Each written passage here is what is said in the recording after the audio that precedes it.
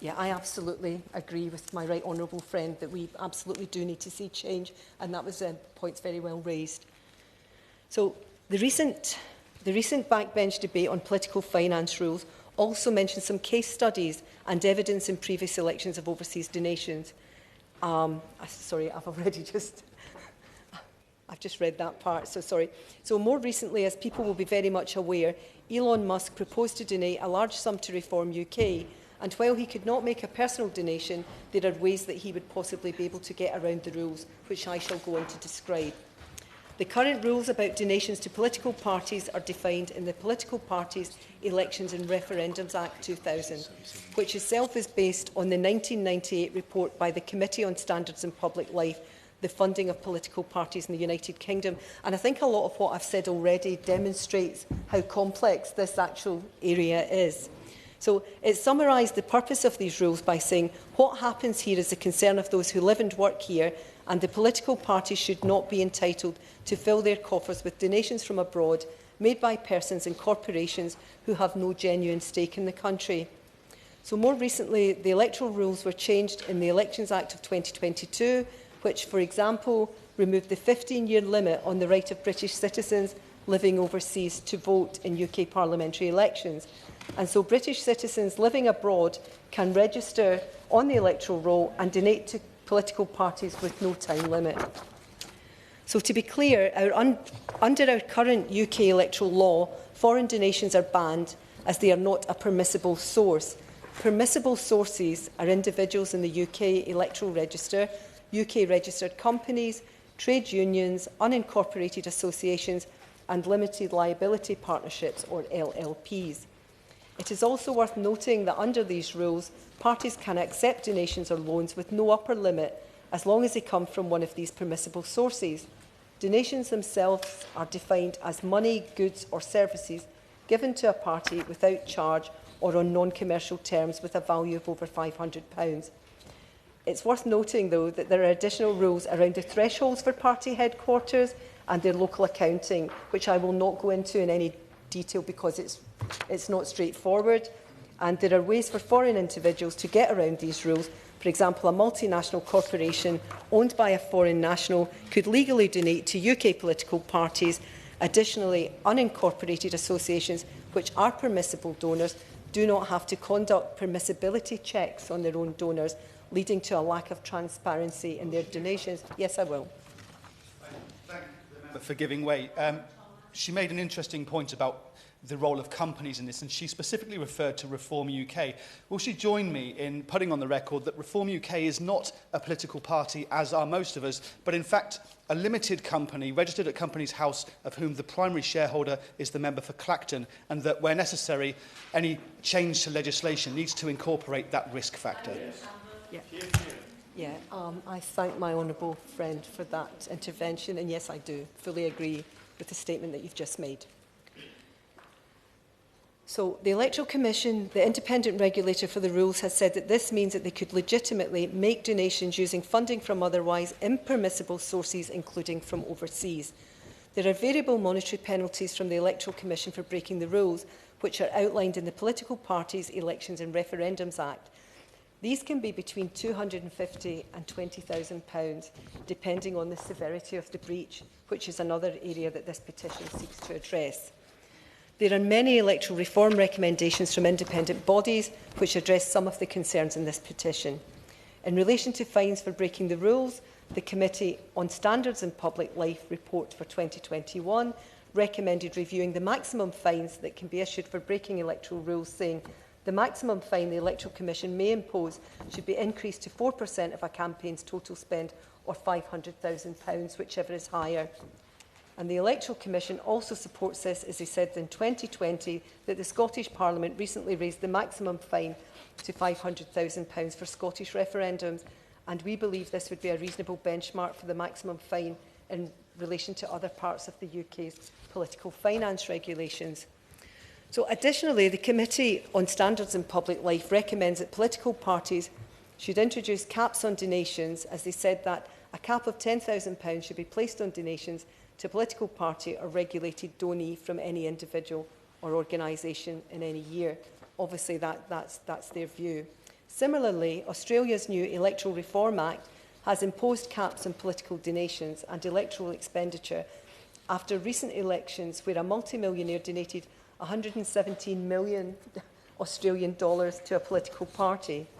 So both groups have also addressed the loopholes which allow possible donations from foreign parties.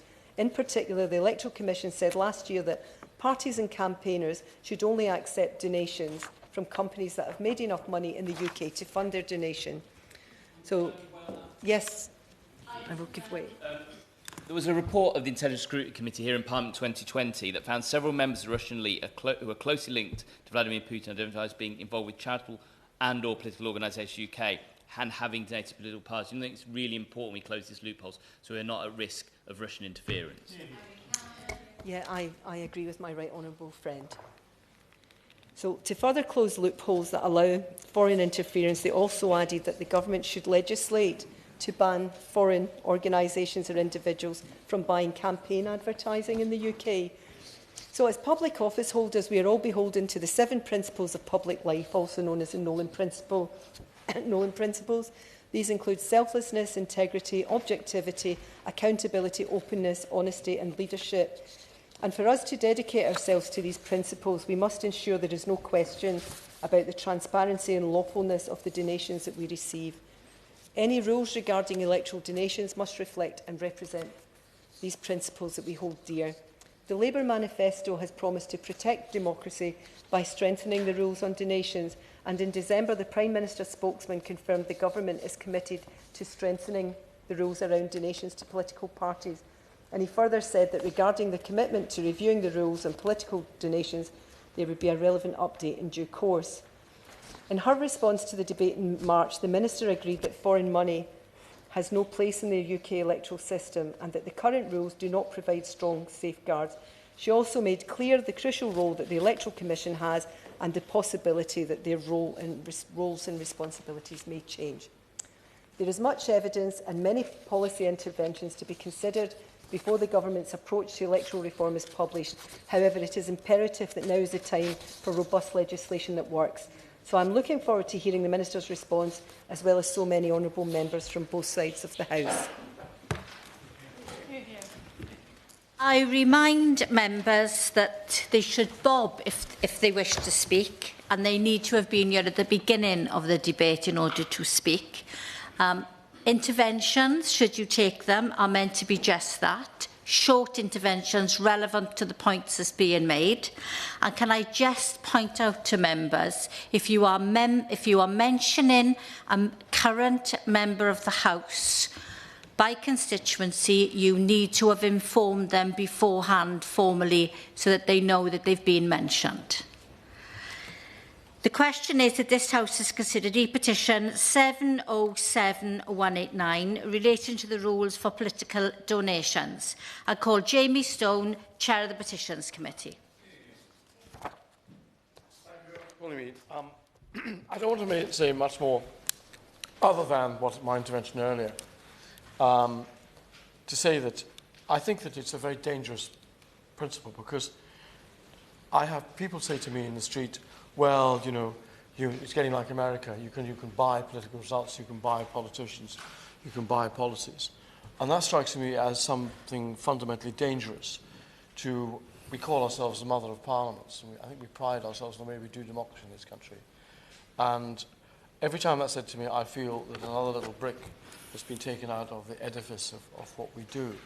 And I absolutely, I myself, the Chairman, would like to thank the petitioner for bringing forward this petition, because I think it does speak for what an awful lot of people out there think. And the very fact that that this committee, that I have the honour to chair, gets the honour of a government reply each time we have a petitions debate, strikes me as being a very good thing indeed. I will rest my comments at that, other than to say that, going back to my intervention, that there are more subtle ways of influencing politics in any country other than just a cheque or cash in the bank, and we need to be constantly vigilant. Thank you, Mr. Harris. Marcus Campbell-Savers. I thank my honourable friend, the member for North Ayrshire and Arran, for leading on the debate. The Labour manifesto pledged to protect democracy by strengthening the rules around donations to political parties, and I'm pleased that these important proposals are being developed. The current debate and the recommendations of the Committee on Standards in Public Life in 2021 focused on foreign money entering the UK via companies and unincorporated associations. But I would urge my government, when they develop their proposals, to go further than this. In 2009, Lord Campbell-Savers of Allerdale, who also happens to be my father, was involved in the tortuous debates that took place in the other place before the passing of the Political Parties and Elections Act 2009.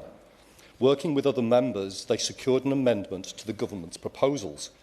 The amendment secured an agreement that individuals giving or loaning more than £7,500 to a political party must be resident or ordinarily resident and domiciled in the UK for the tax year in which the relevant donation or loan is made.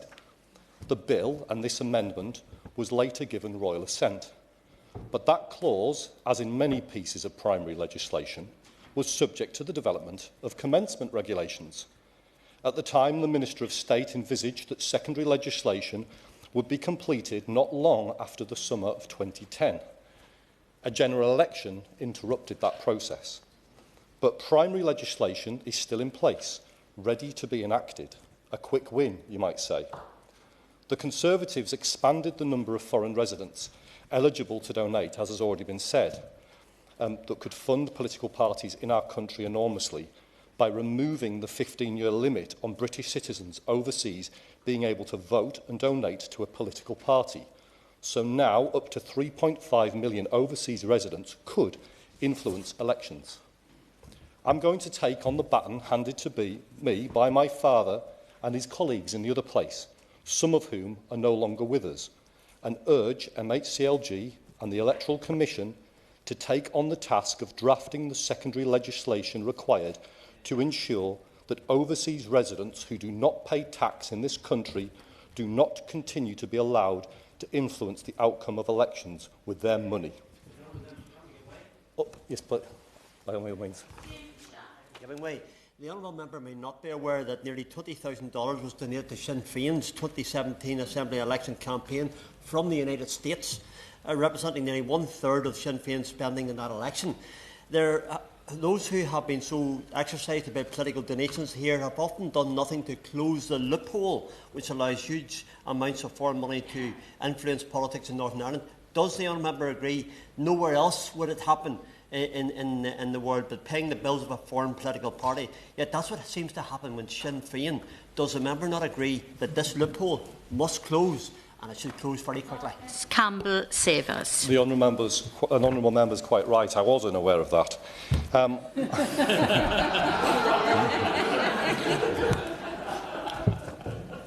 Under the rules, as proposed by the amendment that was made into law, these people would still be able to vote. They could even stand for election. Arguably, this would be legitimate participation, but they would not be able to spend money to disproportionately influence the outcome of elections in a country which they do not pay tax. Who runs this place should be a matter decided by those who live and pay their way here. It is they who live with the consequences of those electoral outcomes. Thank you. Hear, hear.